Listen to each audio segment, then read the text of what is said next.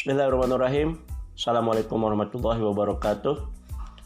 Alhamdulillah bertemu lagi di podcast ulasan kitab-kitab tafsir, yang mana podcast hari ini insya Allah kita akan melanjutkan apa yang telah kita mulai, yaitu ulasan kitab tafsir surat Al-Ma'arij. Pertemuan sebelumnya kita telah membahas apa yang ditulis oleh para ulama ahli tafsir tentang penjelasan surah Al-Ma'arij ayat 1-7, dan sekarang kita lanjut pada surat Al-Ma'arij ayat 8-18. Di awal surat, yaitu di ayat 8 dan ayat 9, kita melihat gambaran tentang hari kiamat.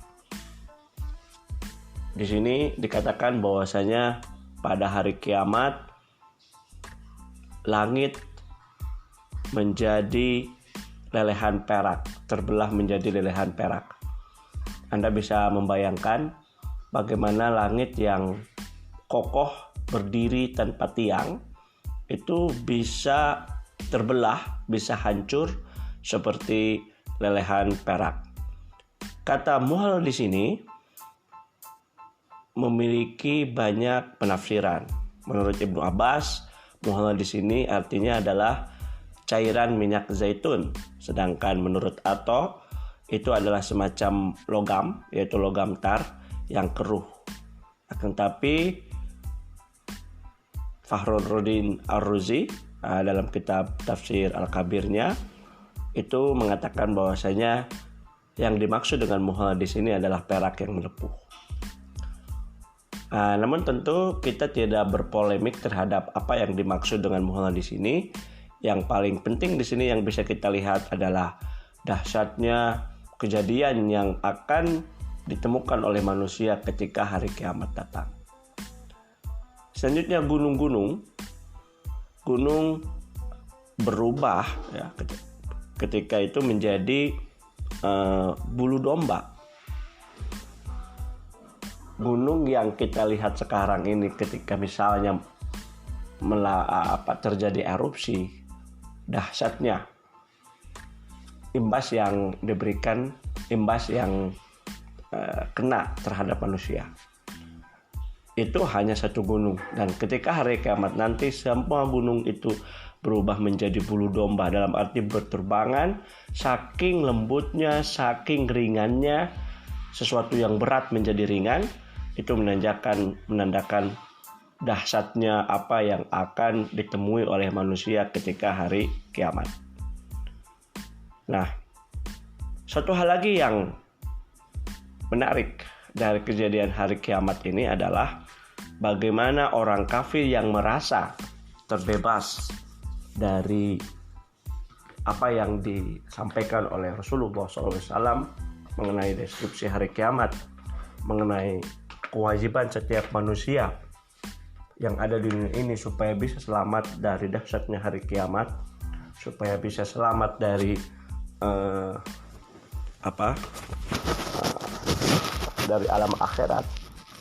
Di sini, di hari kiamat yang datang setelahnya itu adalah neraka, tapi alam akhirat.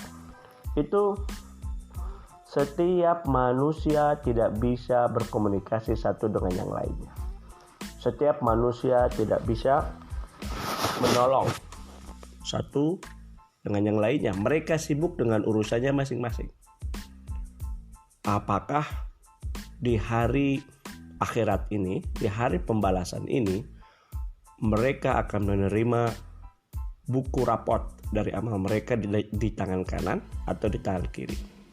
Maka tidak ada orang yang mampu menolong yang lainnya meskipun itu kerabat.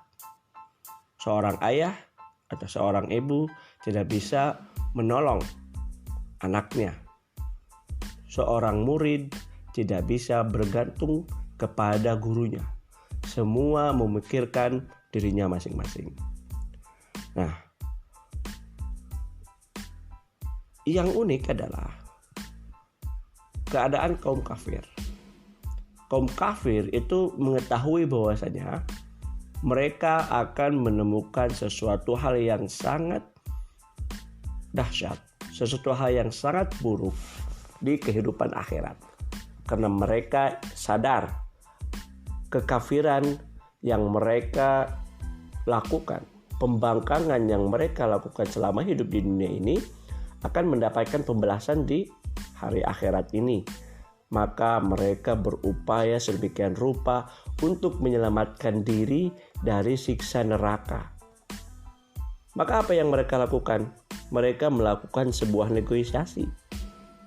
Bagaimana kalau misalnya anak, istri, saudara, keluarga, bahkan seluruh umat manusia itu ditebus, dijadikan sebagai timbal agar mereka selamat dari apa yang diancamkan oleh Allah Subhanahu wa taala dalam berbagai macam firman-Nya. Jadi mereka ingin terbebas. Mereka ingin selamat dari ancaman sesuatu yang buruk yang mereka akan temui di hari akhirat nanti. Biarpun mereka harus menebusnya dengan istrinya, dengan anaknya, dengan kerabat dia, orang yang dia cintai, bahkan kalau perlu seluruh manusia, supaya mereka bisa terbebas, supaya mereka bisa selamat dari siksa kubur. Namun sayangnya Allah Subhanahu wa taala menolak hal itu sama sekali. Kalla innaha ladha.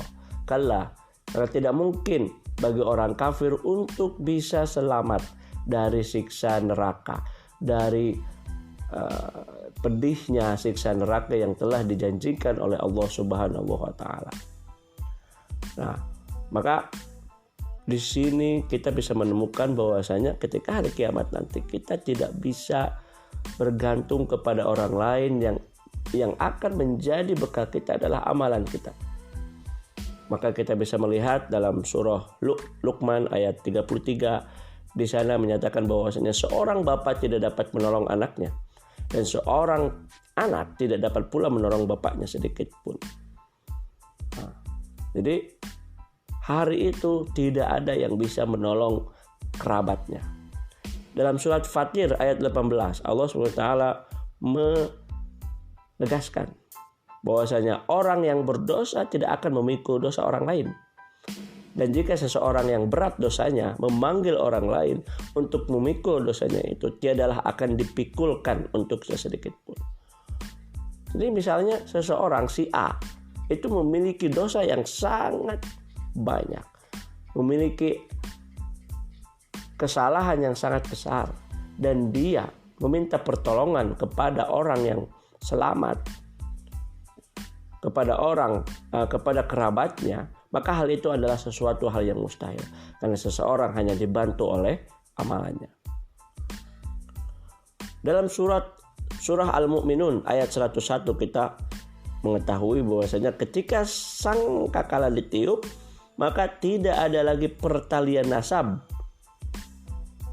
Ayah kita tidak menjadi ayah kita, anak kita tidak menjadi anak kita, istri kita tidak menjadi anak istri kita lagi.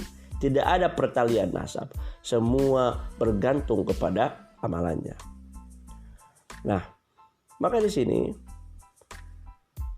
Profesor Wahbah Az-Zuhaili dalam tafsir Al-Munirnya mengatakan bahwasanya ketika langit meleleh seperti luluhan perak, gunung-gunung seperti wol yang berterbangan, kerabat tidak saling bertanya satu sama yang lain. Orang kafir ingin selamat dari azab neraka meskipun itu dengan mengorbankan kerabat mereka, tapi itu adalah sesuatu hal yang sia-sia. Mereka, kerabat mereka, saudara mereka, orang-orang yang menjadi orang-orang yang selalu menyelamatkan mereka ketika di dunia, itu tidak akan bisa menyelamatkannya lagi. Nah, di sini kita bisa melihat dalam penggalan ayat selanjutnya, kalla innaha ladha nazza'atan lisyawa. Di sini digambarkan lagi bagaimana pedihnya siksa neraka. Jadi penebusan dosa yang dilakukan oleh orang kafir itu jelas tertolak, dan mereka harus siap-siap untuk menerima apa yang telah diancamkan kepada mereka selama di dunia. Maka seperti apa itu? Nah, di sana bisa melihat bahwasanya naza'atan lisyawah. Neraka jahanam adalah api yang sangat panas dan memiliki efek yang sangat merusak. Itu akan mengelupaskan kulit kepala, tangan, kaki sehingga terlepas dari kulit dan tulang. Tentunya gambaran dahsyat tentang neraka itu adalah ekspresi kasih sayang Allah SWT kepada umat manusia agar mereka tersadar sedari dini di dunia bahwasanya nanti di akhirat apabila kan mereka melakukan pembangkangan, apabila kan mereka melakukan kekufuran, tidak mengimani akan adanya Tuhan, maka azab mereka akan sangat pedih ketika di neraka. Dalam pandangan saya, ini merupakan ekspresi kasih sayang Allah kepada umat manusia supaya bisa terselamat dari azab tersebut. Fakhruddin Ar-Razi dalam menafsirkan kata talazza di sini artinya adalah neraka. Naron talazza itu adalah api yang membara.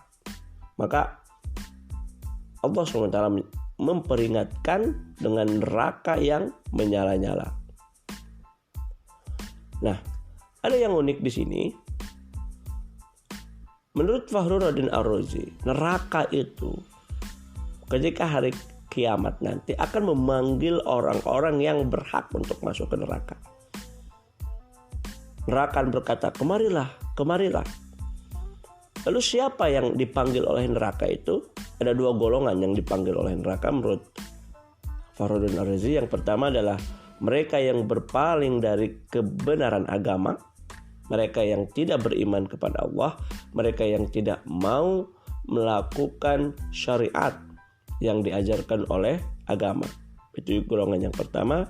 Dan golongan yang kedua adalah mereka yang menumpuk harta dan tidak mau membelanjakannya di jalan Allah SWT. Tidak mau bersedekah, tidak mau mengeluarkan zakat, tidak mau melakukan wakaf, tidak mau memberikan infak, tidak mau memberikan nafkah kepada keluarganya. Itu juga termasuk golongan yang akan dipanggil oleh neraka nanti di hari kiamat.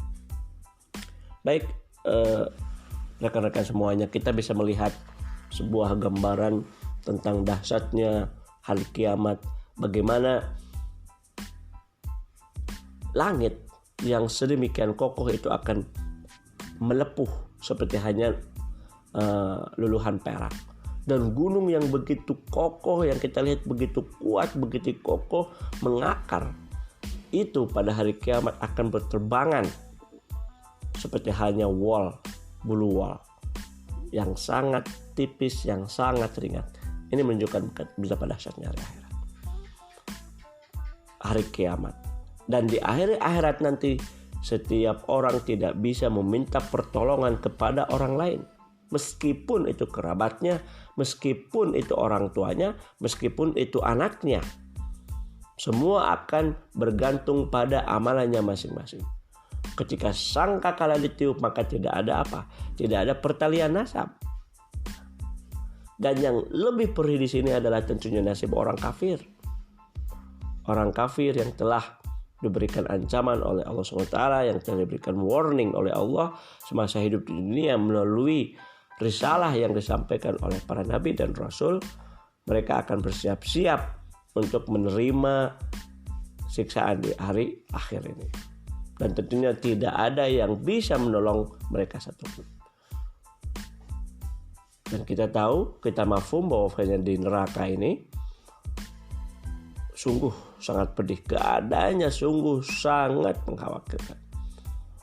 Kita akan di sana akan ada api yang sangat membara dan meluluh lantakan kulit manusia, dagingnya sampai melepuh, sampai keluar tulang, dan akan dihidupkan lagi untuk terus secara kontinu, secara terus menerus mendapatkan siksaan dari Allah SWT. Semoga kita menjadi orang-orang yang lurus, yang diberikan jalan yang lurus, yang diberikan hidayah untuk menempuh syariat yang diajarkan oleh Allah SWT dengan penuh keimanan, dengan penuh ketakwaan, sehingga kita menjadi golongan orang-orang yang selamat ketika di hari akhir. Baik, terima kasih. Wabillahi taufiq wal hidayah. Wassalamualaikum warahmatullahi wabarakatuh.